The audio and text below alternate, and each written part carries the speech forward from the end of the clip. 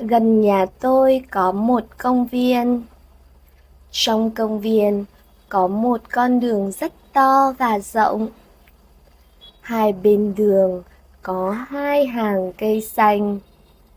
Bên cạnh hàng cây xanh là vườn hoa trắng và hồng.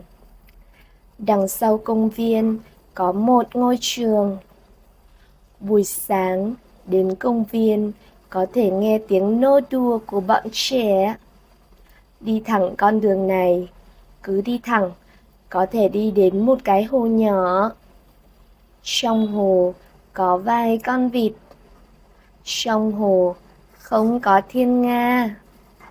Thỉnh thoảng còn có thể thấy cá và rùa ở trong nước.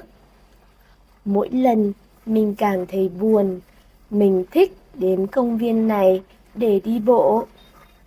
Ngày nắng, mình đi dưới bóng cây, nghe tiếng chim hót líu lo trên những cành lá. Vào những ngày âm u, mình đi dạo đến bờ hồ, ngắm nhìn những đám mây bồng bềnh, in bóng trên mặt nước. Hôm nay, mình muốn đi đến hồ ngắm vịt. Mới sáng sớm, mình đã chạy bộ đến công viên. Trời rất lạnh, vì vậy mình mặc một chiếc áo dày. Thông thường, giờ này công viên không đông người. Tuy nhiên, hôm nay khi mình đến bờ hồ, không thấy một chú vịt nào.